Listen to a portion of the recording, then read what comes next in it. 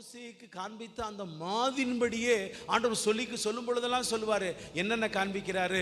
ஆசரிப்பு கூடாரத்தில் உள்ள குத்து விளக்கை காண்பிக்கிறார், ஆசரிப்பு கூடாரத்தில் உள்ள அப்ப மேஜையை காண்பிக்கிறார், ஆசரிப்பு கூடாரத்தில் உள்ள தூப கலசத்தை காண்பிக்கிறார், ஆசரிப்பு கூடாரத்தில் உள்ள அங்கு தூப பீடத்தை காண்பிக்கிறார், ஆசரிப்பு கூடாரத்தில் உள்ள உடன்படிக்கை பெட்டியை காண்பிக்கிறார், ஆசரிப்பு கூடாரத்தில் உள்ள பலிபீடத்தை காண்பிக்கிறார், ஆசரிப்பு கூடாரத்தில் உள்ள எல்லா வெண்கல தொட்டியை காண்பிக்கிறார், ஆசரிப்பு கூடாரத்தினுடைய திரைகளை காண்பிக்கிறார், ஆசரிப்பு கூடாரத்தினுடைய பலகைகளை காண்பிக்கிறார், ஆசரிப்பு கூடாரத்தினுடைய விதிமுறைகள் அனைத்தை காத்து ஆச்சரியப்படுகிறார். இதெல்லாம் என்னால செய்ய முடியுமா?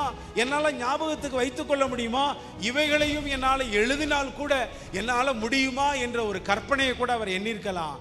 ஆனால் உன்னால முடியாதியா, உன்னை கொண்டு என் காரியத்தை நிறைவேற்ற முடியும், உன்னை கொண்டு என் சித்தத்தை உன் வாழ்க்கையில நிறைவேற்ற முடியும் என்று அவர் திட்டமிட்டபடியே மோசேயை கொண்டு அந்த ஆலயத்தை நிறுவி முடித்தார்.